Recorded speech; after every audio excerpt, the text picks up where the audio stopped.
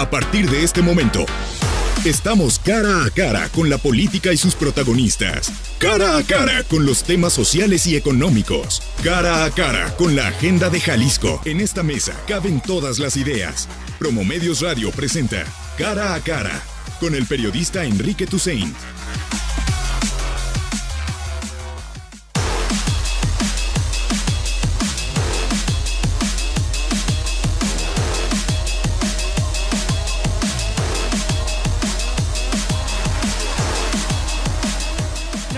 Con 5 minutos. ¿Cómo está? Muy buenos días. Ya es miércoles y este miércoles 22 de noviembre pues le damos la bienvenida. Gracias, como siempre, por acompañarnos. A nombre del titular de este espacio, Enrique Tusain, yo soy Elsa Arenas. Le agradezco profundamente que usted nos acompañe. Además, le invito a que se quede porque en la próxima hora pues tenemos información, como siempre, importante, valiosa, que se enriquece con sus comentarios y sus opiniones gracias a la línea directa del WhatsApp, donde usted nos puede escribir el 33 18 80 76 41 y por supuesto el teléfono en cabina 31 22 42 66, que Valeria Valdés muy amablemente le va a atender y tomar su recado.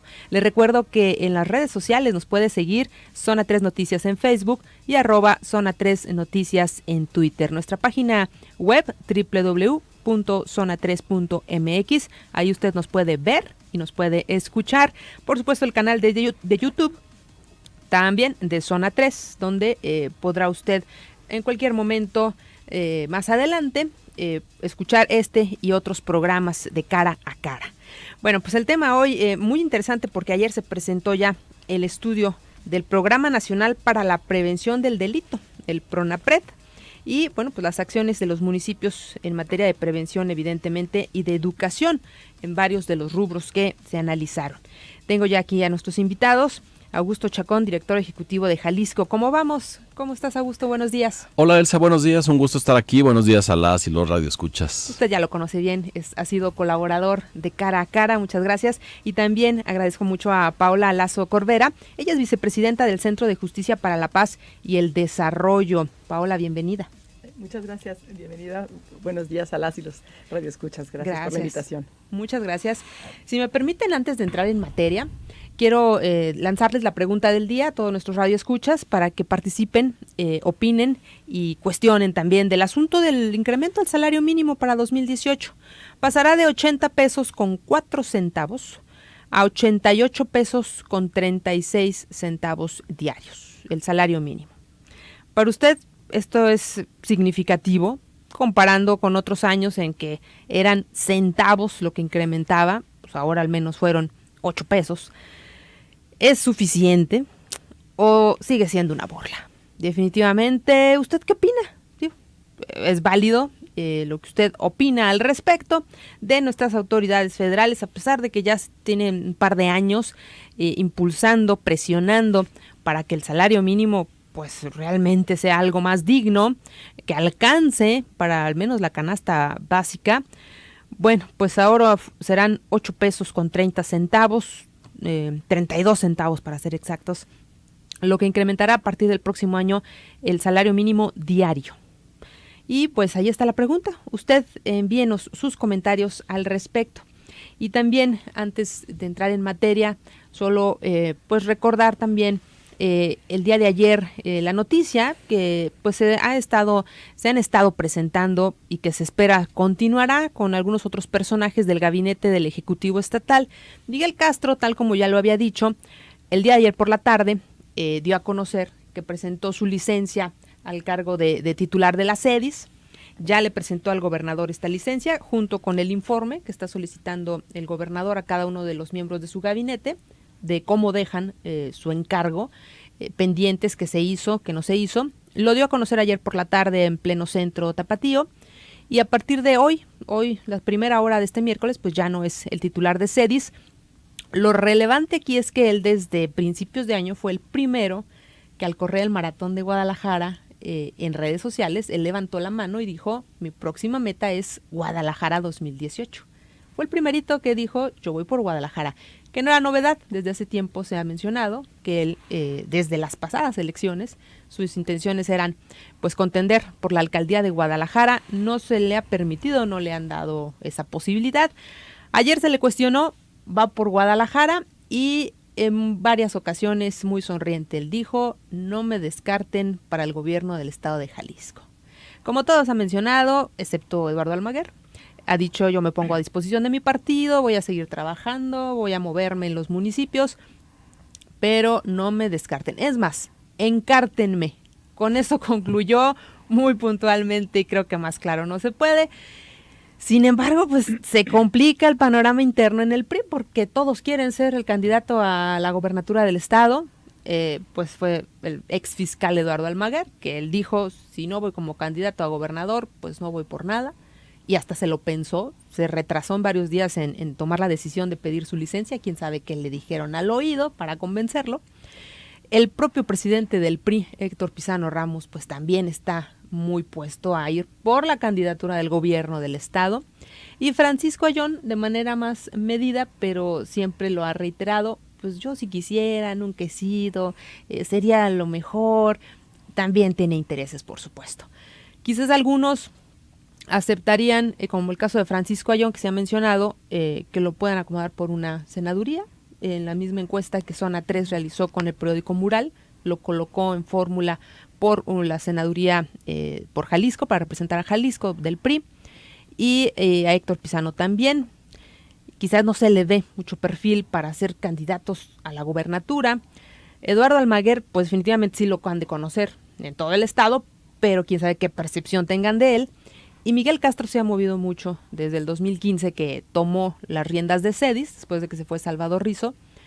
Pues se estuvo moviendo mucho en todos los programas sociales. Hasta el último minuto de ayer estuvo muy presente en los programas sociales. Y bueno, pues estaremos entonces a ver pendientes dentro del PRI, pues qué es lo que deciden, porque realmente entre la sociedad el que suena más, pues sigue siendo Arturo Zamora. Pero Arturo Zamora se está cotizando mucho, se está dando a desear. Estuvo este fin de semana aquí en Jalisco para un evento de juristas en el Teatro Degollado, y aunque no había querido responder entrevistas ni por teléfono ni dar la cara, mencionaba: bueno, pues tampoco me descarte, lo está pensando.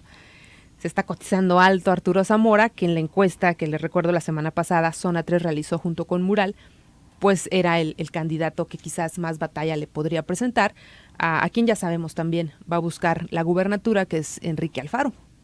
Por Movimiento Ciudadano, él dice que no va por el frente, y en todo caso, si hay un frente estatal, Enrique Alfaro, pues ya dijo, él se iría como independiente, ni siquiera por MC. Pues así las cosas en las cuestiones preelectorales, y bueno, pues eso para darle a conocer respecto a, pues ya se va otro más del gabinete del gobierno estatal. Faltaría que pida licencia Francisco Ayllón. En Netzahualcóyotl Ornelas de Siop se había mencionado posible también aspirante a algún cargo, no ha dicho nada, posiblemente él se queda. Manuel Alfaro, el secretario particular del gobernador, también en una comida que tuvieron la semana pasada, todos los posibles precandidatos del PRI, pues estuvo en esta mesa, el que también posiblemente busque un cargo de elección. Y bueno, pues ya se están enfilando. Ahora el asunto es, pues, ¿quién se va a quedar con qué? El mismo Miguel Castro mencionó un dicho que decía su papá: es como la carreta de calabazas, cuando empieza a andar, pues se van acomodando las calabazas. Entonces, así están las cosas, tal cual, mejor no lo pudo haber dicho Miguel. Y bueno, pues en asuntos preelectorales y en asuntos que a todos nos incumben, los económicos, con lo del salario mínimo, pues ahí le dejo esos dos temas. Son las 9 de la mañana con 13 minutos. ¿Le parece? Hacemos la primera pausa y regresamos ya con nuestros invitados para que, bueno, pues nos den a conocer toda la información y el análisis que hacen de estos resultados que ayer se dieron a conocer a los medios de comunicación sobre Pronapred. Regresamos.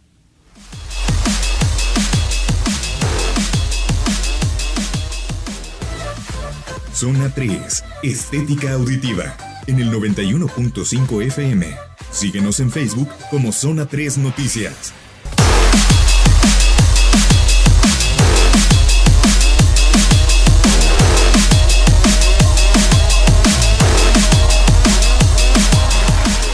de la mañana con 16 minutos. Bueno, pues Paola, de nuevo, gracias por estar aquí en cabina. Paola Lazo, Augusto Chacón, platíquenos de este estudio, este estudio al Programa Nacional para la Prevención del Delito que se realizó el año pasado, 2016, y en particular ya fue, tengo entendido, en las zonas, en los puntos rojos o conflictivos que se habían detectado aquí en zona metropolitana de Guadalajara, ¿no? Platíquenos, sí, por favor, parte de los resultados. Con mucho gusto, Elsa. Si gustas, rememoramos un poco. Cuando Enrique Peña Nieto tomó posesión, pues uno de los temas centrales era la violencia, la inseguridad, que culpábamos al presidente Calderón de todo lo que había sucedido por el mal manejo de lo que llamó él en un principio la guerra contra el crimen organizado. Así que nada más a la mano para quien nos iba a gobernar que decir, yo lo voy a hacer diferente, yo voy a tener otra estrategia. Y una de esas cosas diferentes que puso en su estrategia es el Programa Nacional de Prevención del Delito, el famoso PRONAPRED, que a todos nos parecía muy bien. Bueno, habíamos fallado en la contención, si no cesábamos con la violencia, había que ir a la raíz, como siempre, y atender la prevención. Bueno, se corrieron algunos años del programa hasta 2016, de 2013 a 2016, y en 2016, en la promoción que se hizo, el programa ya no mostraba lo que parecía que debía mostrar.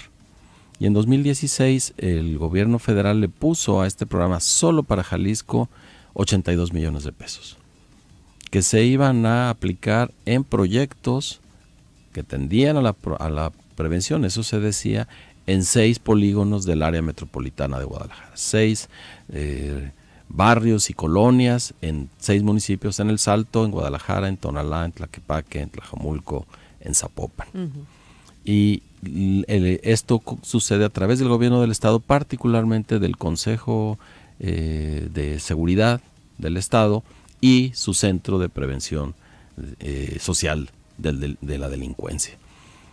En acuerdo con los municipios, este centro dice, bueno, vamos a hacer eso, solo que se encuentran con que los concursos para que estos programas de prevención corran vienen desde la Ciudad de México. Los promueve la Secretaría de Gobernación, la Secretaría de Gobernación hace las licitaciones y en función a eso elige a quienes van a trabajar en los municipios. Aquí hubo la ventaja de que tanto el gobierno del estado como los municipios más o menos se coordinaron, pero con algo que ya estaba de antemano designado.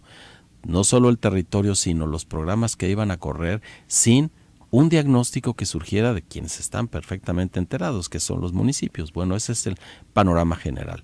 Ante eso, y que había un presupuesto que incluía evaluar lo que estaba sucediendo, hacer un estudio, el centro el Consejo de Seguridad y el Centro de Prevención nos invitan a Jalisco, como vamos, a que evalúe lo que iba a suceder con esos programas de prevención.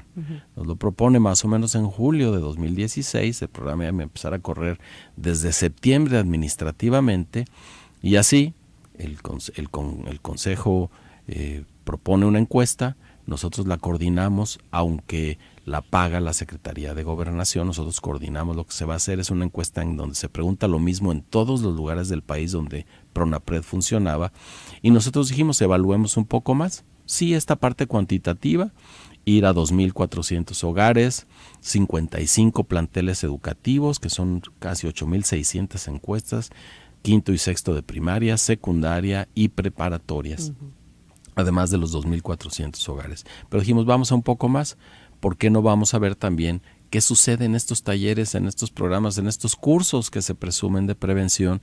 Y fuimos a cada uno de los que sucedieron, que fueron 64 proyectos en estos 6 municipios. Y unido a esa evaluación cualitativa, invitamos a 4 especialistas que colaboran con Jalisco Cómo Vamos para temas específicos, para que fueran monitoreando lo que íbamos haciendo. Por un lado, levantar la encuesta, por otro lado, revisar los talleres, revisar a los beneficiarios, ir a ver a quienes están en los talleres y a quienes los promueven, pero al mismo tiempo platicar con los enlaces municipales y ver cómo se da la relación entre municipios y gobierno. Para todo eso nos asesoraron 4 expertos. Una de ellas, Paola Lazo, que está aquí con nosotros, pero también la doctora Daniela Strickland, la doctora María Eugenia Suárez de Garay y el doctor Héctor Castañón, que a lo largo de un poco más de un año dieron seguimiento a esto y justo ayer presentamos el resultado de esto que evaluamos. Muy bien. Y con esto, bueno, se da certeza aquí en Jalisco, como bien mencionan, con estos 4 especialistas que apoyaron, que trabajaron, en que a pesar de que el presupuesto es de la Secretaría de Gobernación, pues sí se aplicó como debe esta encuesta y de la veracidad de los resultados. Bueno, el como debe es muy interesante. Se aplicó como debe en términos de las reglas de operación, es decir, la parte administrativa. Como debe en función de lo que se buscaba, parece que el programa queda reprobado.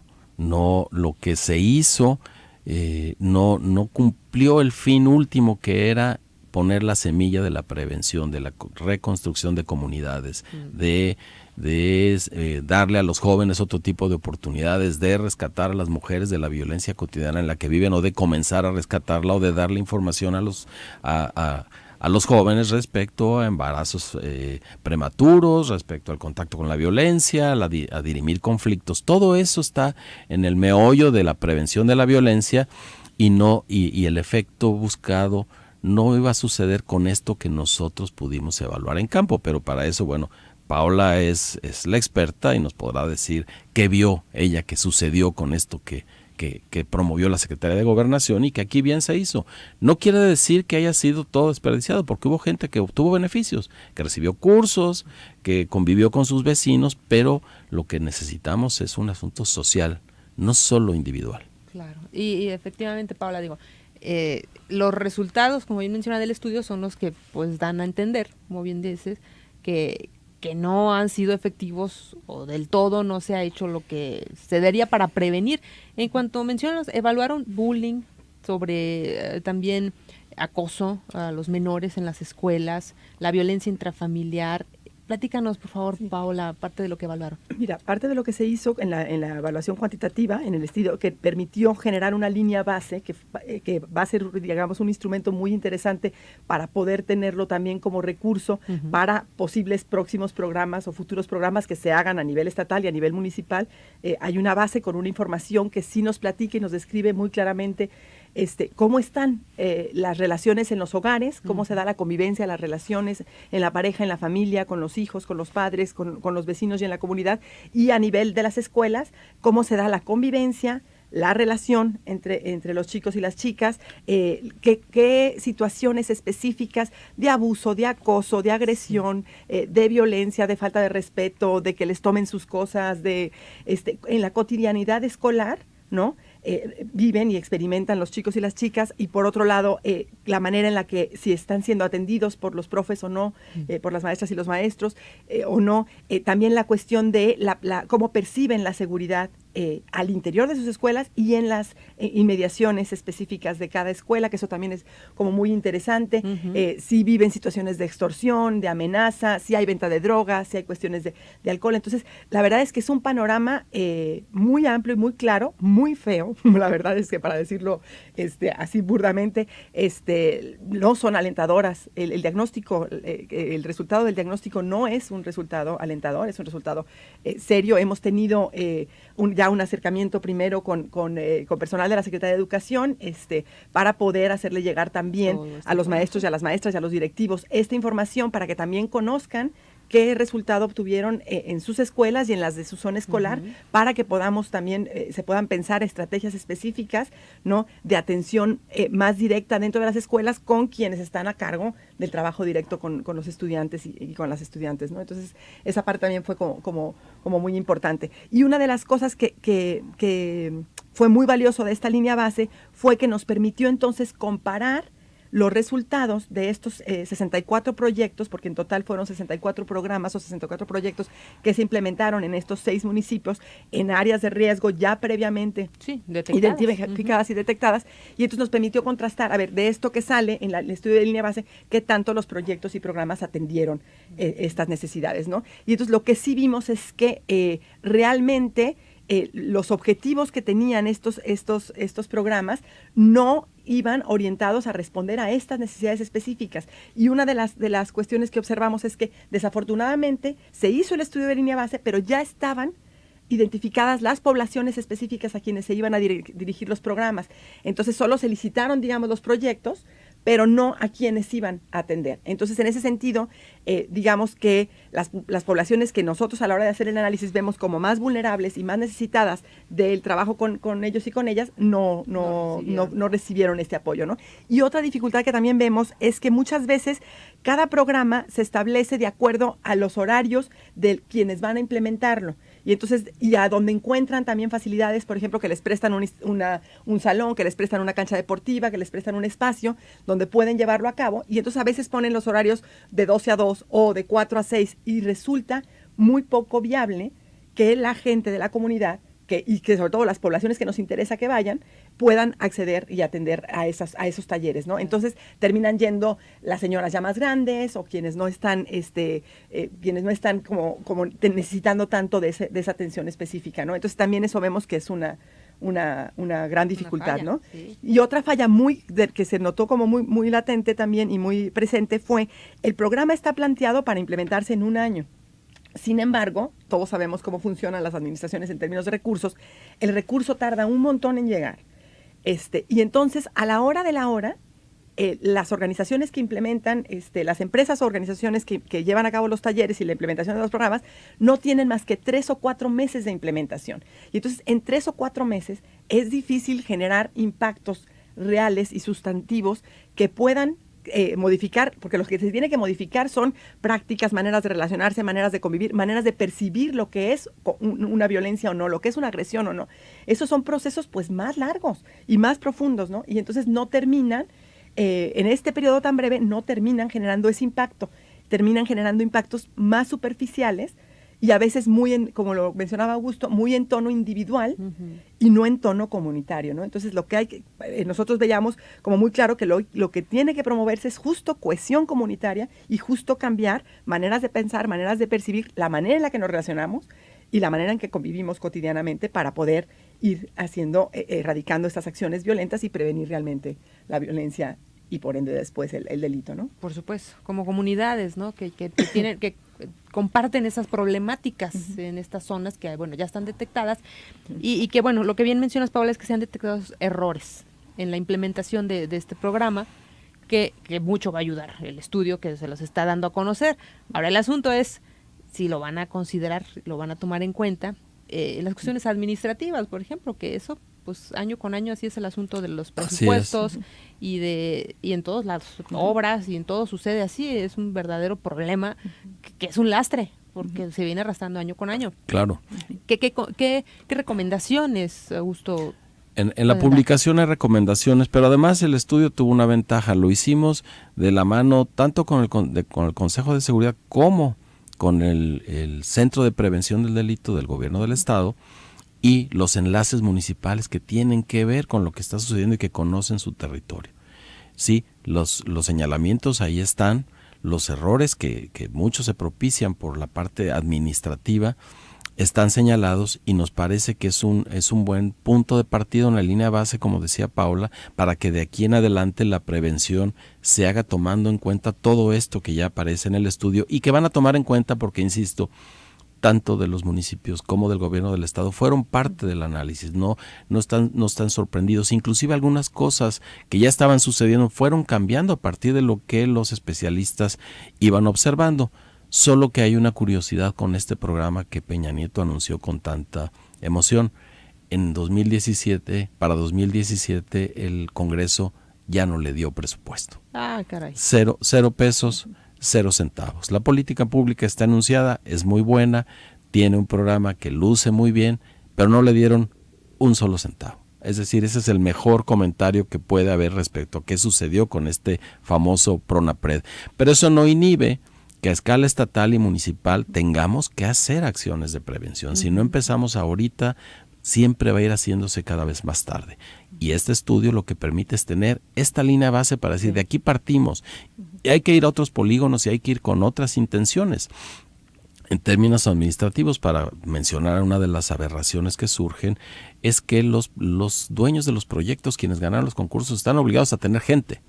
Y entre más gente, mejor evaluado es su proyecto. No importa, el asunto es cantidad. Entonces, en un programa de prevención del embarazo en adolescentes, encontramos gente de la tercera edad, que a lo mejor son optimistas, pero no iba dirigido a ellos. Son el tipo de cosas que se ven. ¿Y qué es lo que va a reportar quien corrió ese proyecto? Pues que tuvo 20 o 30 o 50 personas, y es a final de cuentas lo que para la Secretaría de Gobernación cuenta. Son esos asuntos administrativos que riñen evidentemente con el fin buscado. Claro. Bueno, vamos empezando con malas noticias, definitivamente, y me gustaría que vamos a hacer una pausa, pero al regresar nos compartan un poco de los porcentajes, los resultados que obtuvieron. En algunos temas lo chequé desde ayer y pues sigue siendo alarmante lo del consumo de drogas, lo del bullying y lo del abuso en las escuelas. A lo mejor el porcentaje pues no son grandes, de 2 cifras, pero sí es importante que un gran número dijo que en varias ocasiones sí ha sido tocado o acusado en las escuelas. Bueno, pues entonces con toda esta información continuamos, son las 9:32 y por supuesto han llegado sus mensajes. Le invito a que siga pues comentando sobre este tema y en unos minutos más le daremos voz.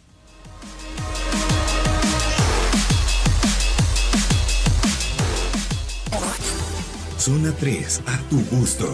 Un plus en el 91.5 FM. www.zona3.mx.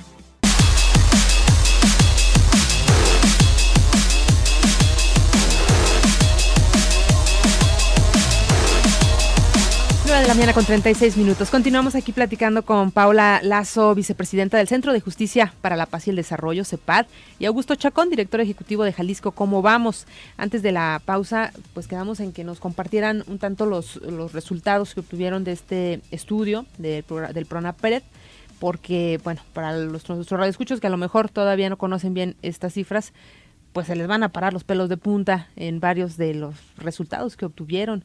Paula, si nos quieres compartir. Claro, bueno, los que resultan como evidentemente alarmantes son como estos resultados de esta encuesta cuantitativa que se hace como para hacer un diagnóstico de cómo están las condiciones en las familias, en las comunidades y en las escuelas, y en la experiencia, por ejemplo, de lo que tiene que ver con lo que se llama coloquialmente el bullying, pero que es el acoso escolar o el acoso entre pares, ¿no? Fue muy sorprendente ver que en los reportes, casi 70% de los chicos y chicas de las escuelas, sobre todo en las secundarias fue donde fue más alarmante el resultado, pero también en las primarias, en el grado de 5º y 6º de primaria, fue muy evidente que 70%, alrededor del 70% habían vivido o experimentado en algún momento alguna agresión de acoso escolar. Casi también 70%, como 67% habían evidenciado o visto a otro compañero o compañera recibir acciones de agresión y de violencia y de acoso en el aula, ¿no? Y estas acciones van desde me robaron mis cosas, me escondieron mi mochila, me golpearon, me encerraron, se pusieron de acuerdo para dejarme de hablar, o sea, un montón de acciones que parecen, ¿no? Como cotidianas y comunes decimos de los muchachos y de las muchachas, ay, bueno, pues, ¿no? Son llevados, y no.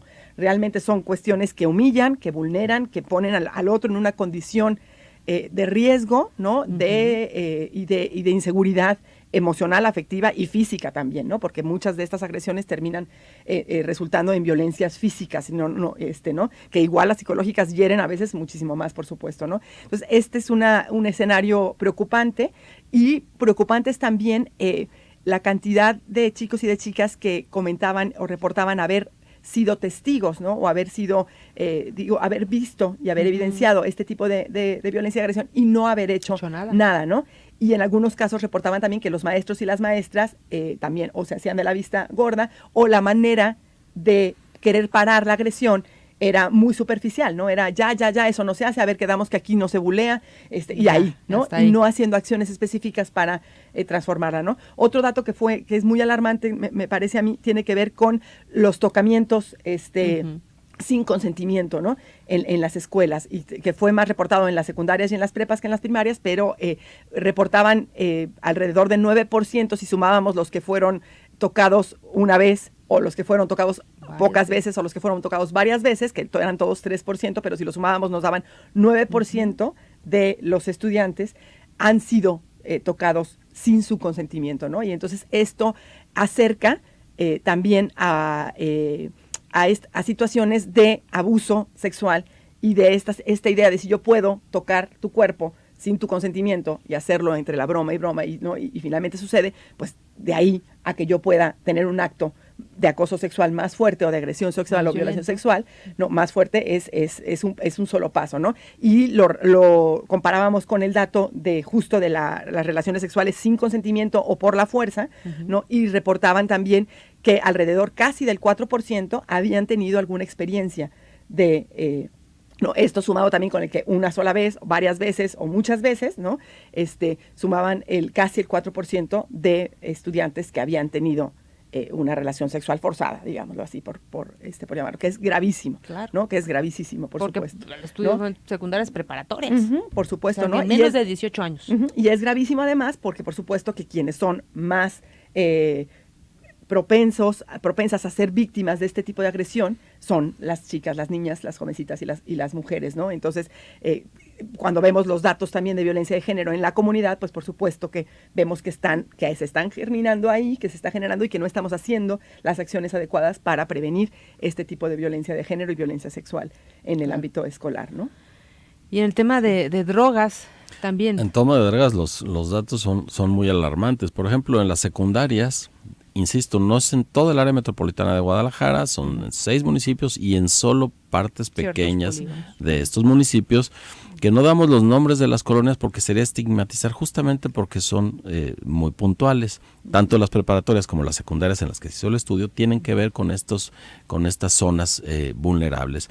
En secundarias, 10% reconoció haber probado drogas inhalantes, 10%, en preparatoria 7%, en el caso de otras drogas como marihuana, éxtasis, tachas, etcétera, cristal, cocaína, en secundarias es 13% y en preparatorias es 22% de jóvenes que ya tienen esa cantidad de contacto con las drogas.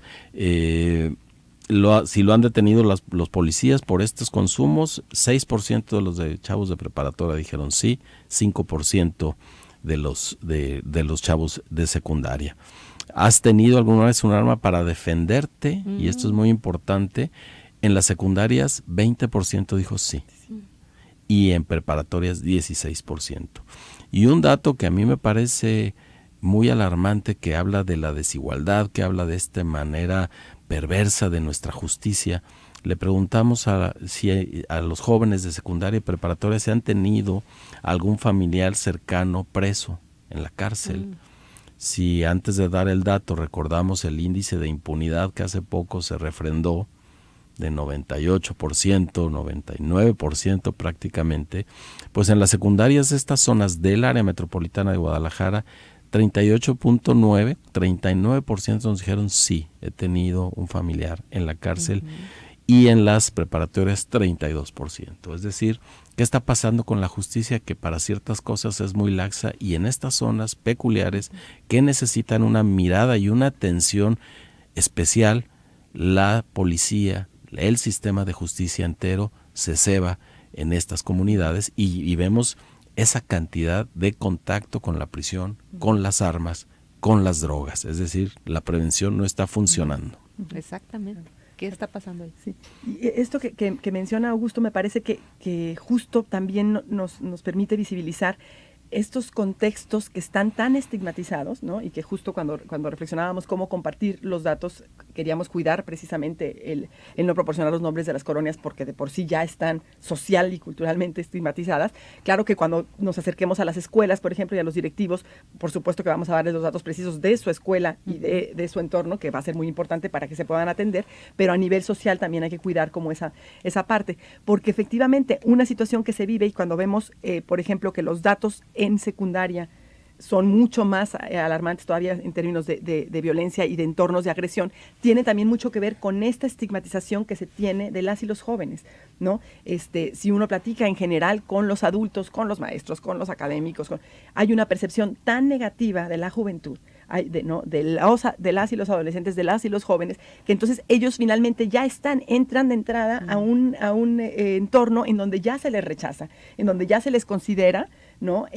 Terribles, tremendos, propensos a la violencia. Entonces, creo que estamos actuando de manera coercitiva, de manera sancionadora y no de manera transformadora, no de manera de generar procesos que realmente puedan lograr transformaciones profundas y estructurales en las dinámicas de relación que se dan. Entonces, creo que todo esto es poco favorable, ¿no? En lugar de prevenir la violencia, pareciera que son como mechas que se van prendiendo porque está activada esta tensión, claro, ¿no? Permanente. Sí, y ¿no? quizás estos maestros ya por los años enquistados o entran y con esta negatividad es una zona problemática, ya me advirtieron, ya me dijeron, son chicos de por sí, juventud en estos momentos, pues problemática diferente de tratar y de entender, y sumándole, pues es una comunidad de bajos recursos, con violencia, inseguridad, entonces ya entran con una imagen totalmente negativa para tratar de abordar y de enseñarles y de ayudarlos. O sea, quizá también todo esto va a servir y ayudar para el sistema educativo. Bueno, pues tiene que hacer de diferente manera las cosas, ¿no? Claro. Cuando le preguntamos a los jóvenes también de secundaria y preparatoria si los han obligado a pertenecer a algún grupo para proteger territorio, o para proteger personas, o para que te respeten, en secundaria 11% nos dijo que sí los han obligado a pertenecer a un grupo así, que no está dicho de esa manera en la encuesta, pero son las pandillas, y en la preparatoria eso alcanza el 8%, es decir, hay una buena porción de jóvenes que en la calle viven un estado de civilización otra, que no tiene que ver con lo que hacemos. Así, me gusta a mí plantear que pensemos en que tenemos una escuela modelo y que tenemos una escuela, clases de civismo y a los mejores maestros de ética, y todos los maestros construyen comunidad. El asunto es que por la seguridad que estos jóvenes nos dijeron sentir en su escuela llega a 60%. 60% digo, me siento seguro en mi escuela a pesar del bullying y demás. Pero cuando le preguntamos en la calle, solo 16% se sienten seguros en la calle. Eso quiere decir que en el momento en que lo que enseñamos en la familia o enseñamos en la casa, en la escuela, se pone en contacto con la calle, queda desechado porque las reglas para convivir en la calle son otras.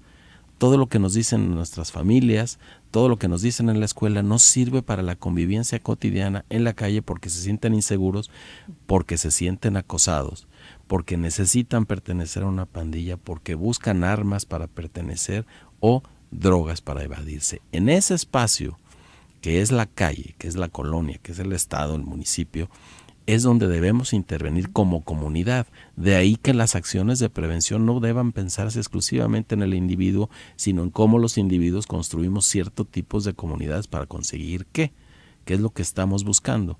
Así, el estudio, como dice Celsa, nos da muchas pistas para saber qué debemos hacer y no solo qué, quiénes y cómo lo debemos hacer para intervenir no solo en estos lugares donde se hizo la encuesta, sino en toda el área metropolitana de Guadalajara y el estado. Sí, y también preguntaban de la percepción que tenían de la policía, ¿no? A nivel en cada de estos puntos, que si confiaban, ¿no?, en los elementos de la policía. Sí. No, sí, la desconfianza es muy alta en la policía. Muy alta. Más en los chavos de prepa, ¿verdad? Los chavos y chavas de prepa y luego los de secundaria. Y claro, la primaria menos, ¿no? Que ahí se va conforme. Pero tiene mucho que ver con esto que comentaba Augusto, de cuántas veces ha sido detenido, cuántas veces. Entonces, esta sensación de la policía como coercitiva y no como cuidadora y protectora de la comunidad, ¿no? Es una visión muy clara en los jóvenes hoy en día, ¿no? Sí, los niños de primaria confían mucho en la policía. Confían mucho en su familia, a pesar de lo que se vive en muchas de las familias, les merece una confianza altísima. Los jóvenes de secundaria, ya la confianza en la policía ya no es tan alta, y en la prepa prácticamente se pierde, porque hay este sentido de estigmatización de unos y de otros. Los policías que dicen, es joven seguramente, y los jóvenes que dicen, no, la policía ya me va a molestar. Hay que recomponer esa relación. Muy bien, vamos a hacer la última pausa, son las 9:49, se nos va el tiempo como agua, y hay que comentar también a todos nuestros radioescuchas que pues han compartido. Vamos a hacer la última pausa y enseguida regresamos.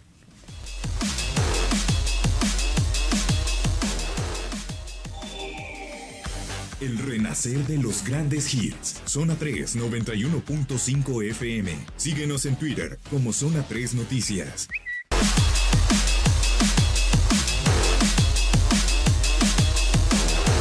Nueve de la mañana con 52 minutos. Bueno, pues ya para despedir, Paola Lazo, mencionaban pues que no hubo presupuesto para este año y por supuesto no va a haber para el 2018, para el PRONAPRED a nivel federal. Sin embargo, pues deben de continuar los esfuerzos y sobre todo ya con toda esta información que les están proporcionando aquí a nivel estatal en estos 6 polígonos de la zona metropolitana. Pues hay algún compromiso de las autoridades municipales para pues seguir buscando la manera de mejorar y de continuar con la prevención del delito. Claro.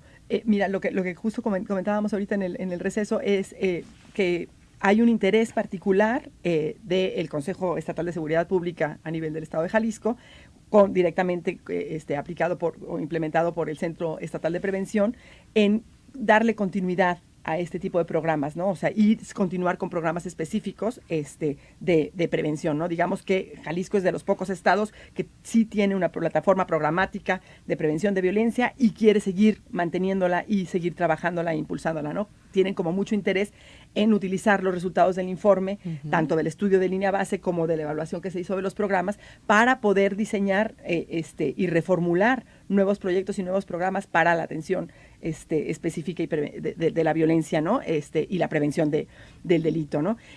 Lo que veíamos es que es como importante entonces ser conscientes de que tenemos de alguna manera que hacer un cambio de estrategia y un cambio de mirada, ¿no? Desde, por supuesto, los académicos y los investigadores que estamos acercándonos a comprender las realidades y a comprender los contextos sociales donde la violencia es tan palpable y tan visible, para poder entender la violencia desde otra manera, ¿no? Entender que no es una sola violencia, que son múltiples violencias y múltiples formas de manifestarse y que todas ellas se relacionan y se entretejen entre sí.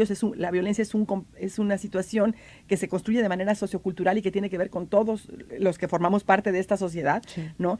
Por otro lado, para que se diseñen políticas públicas desde otra manera de hacer política pública. O sea, tenemos que ver y que sean desde una visión comprensiva, mucho más amplia, que trate de entender qué sucede en las realidades y entonces los planteamientos sean no solo para tapar manifestaciones de violencia, ¿sí?, sino para realmente transformar estructuralmente lo que sucede a nivel sociedad para poder generar cambios de procesos, ¿no? Y por supuesto que haya construcciones institucionales en donde la propia organización de las instituciones de gobierno permita que sea mucho más fácil, mucho más viable operativamente llevar a cabo estos programas, porque comentábamos que a veces las normativas lo que hacen en lugar de favorecer procesos significativos son tan cuadradas que lo que se hace es nada más buscar beneficiarios, cubrir cuadritos, llenar informes que diga que se cumplió y no se interesa por qué procesos se generaron dentro de la comunidad, ¿no? A nivel local, ¿no? Sí.